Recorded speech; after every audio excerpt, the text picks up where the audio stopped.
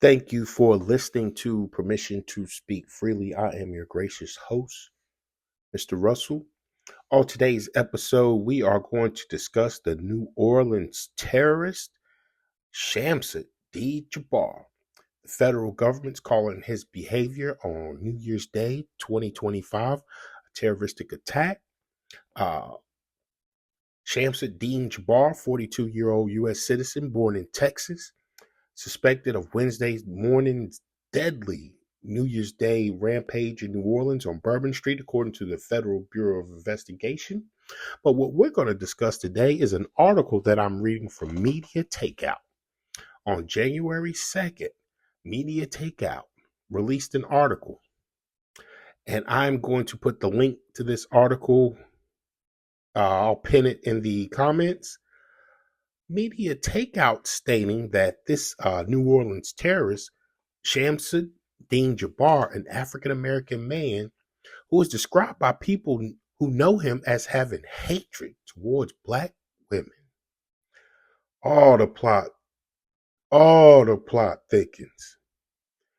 All the plot thickens.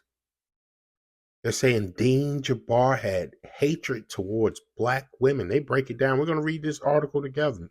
Unfortunately, that radicalized hatred led to the death of 15 people on New Year's Day, including at least 4 black women and 2 black men. Jabbar, 42, of Houston, Texas, was a former military member, a father of at least 3 children. The article says a father of at least 3 children.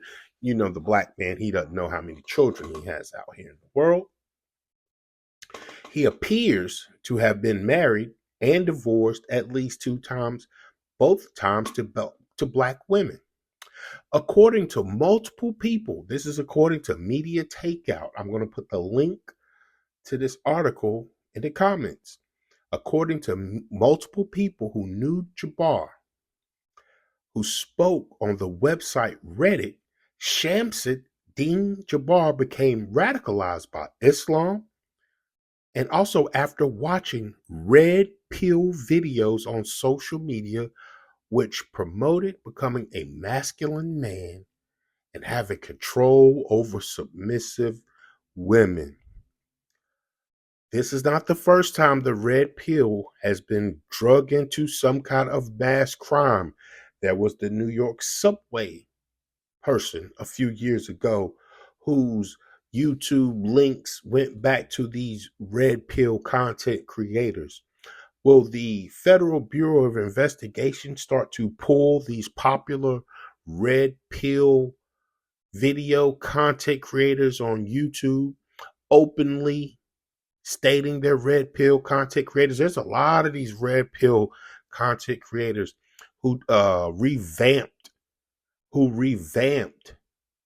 their YouTube channels after the black man on the subway in New York City was linked to the black manosphere and black red pill content.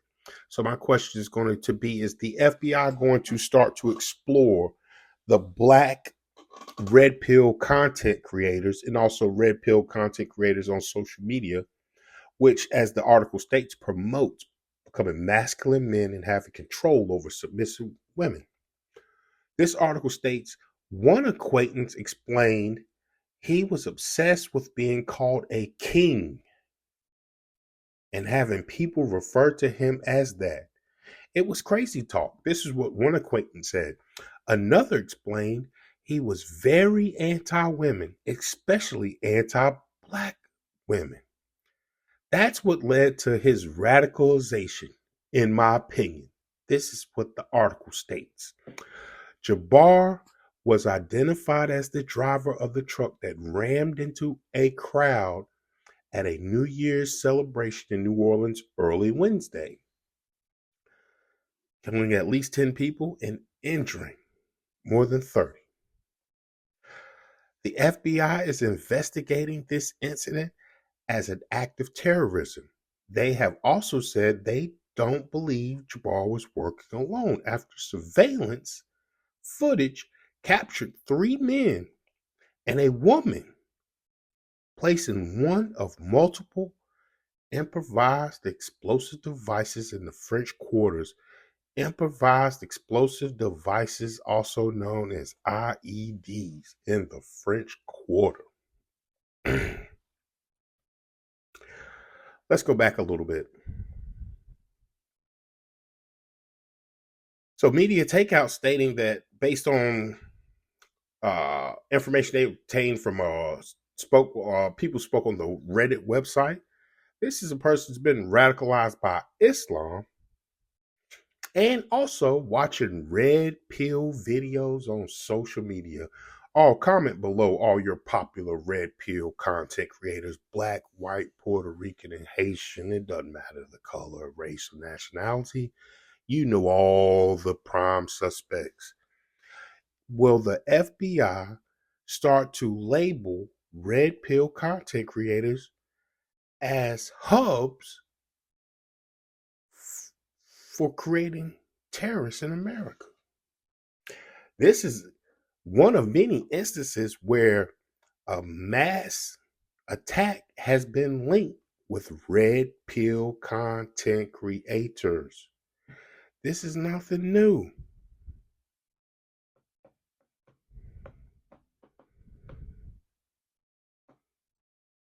This is nothing new. This is nothing new. This is nothing new for red pill content to be linked with crime, mass terrorism, mass attacks when multiple people are either harmed or even killed. The FBI is going to have to really start taking these red pill content creators seriously. Like I said, the black man who was caught in New York City a few years ago, he was linked to listening to Black Manosphere, Black Red Pill content creators, and some of your popular, openly admittingly red pill content creators switched up their routine when that went down. Oh, you can still see them out there. They try to hide as if they don't say that they're red pill anymore. But if you go back and look at their old videos from 2015, 2016, 2017, 2018, a lot of them promote anti-black woman hatred. A lot of them. So I think it's probably going to be about time for the FBI to start to really delve deep into this red pill content, especially any red pill content. It's alleged creating this anti-black woman hatred. That leads to another question. Media Takeout stating that this man had anti-black women disdain and hatred. Are black women protected? Oh, are black women protected in this country? Here's another person linked with anti-black women red pill content that has committed a mass act of violence. When is it going to stop? I know black women are saying we're not protected. They're always saying we're not protected from these people. Will the FBI crack down on this red pill content on social media? Will red pill content creators be labeled as a hate group by the federal government? Because are they creating content that's becoming a hub? Little terrorists such as Shamsuddin Jabbar? This really has to be looked at. The terrorist's second wife, Shahid Chantal Jabbar, 40 years old, they're getting into his wives. Because the FBI is investigating this incident as an act of terrorism. This is coming from the Media Takeout article. I mean, Media Takeout has its moments, but this is a very interesting topic. This is a very interesting take.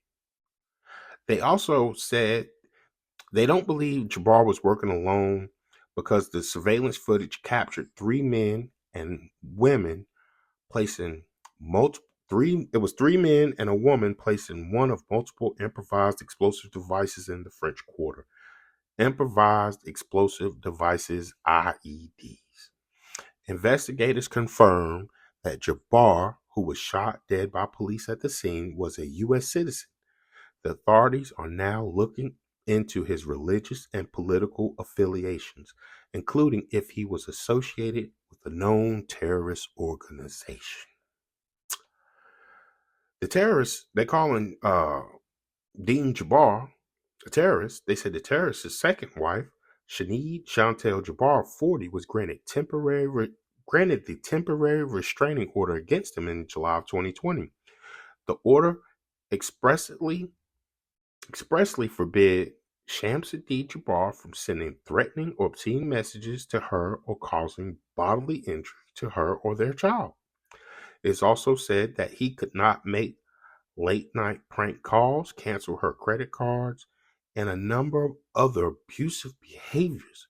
Shahid was ordered to refrain from the same. See, they're not getting into that. So it had to be some back and forth because she was ordered to refrain from the same. So this was a little more than one-sided. His first wife, Nakedra Charles Jabbar, 41, divorced the terrorist, now they call him terrorist, in 2012, the court documents show. Nakedra Jabbar was granted custody of their two children. Shamsuddin Jabbar was ordered to pay child support of up to $650 a month and told to provide medical insurance for the children. So their media takeouts taking this spin that Shamsuddin Jabbar has anti-black women hatred. And that's why of the 15 people that were killed on Bourbon Street, he's selected to run down 4 black women. Of those 15, I think there were 2 black males, but media takeouts stating that just his radicalized thoughts towards the black woman is what led him to this. And again, the FBI states he's not acting alone. There were other people with him placing these multiple improvised explosive devices. So I want you guys to comment below and let me know, do you think that the red pill content is creating a space for these little terrorists through their anti-women rhetoric?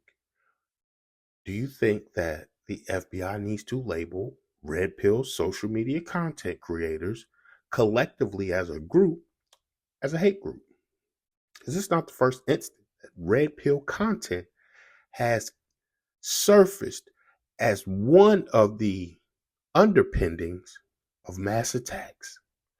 Thank you for listening to Permission to Speak Freely. I'm your gracious host, Mr. Russell. Till we meet again, comment below, hit the subscribe. Peace out.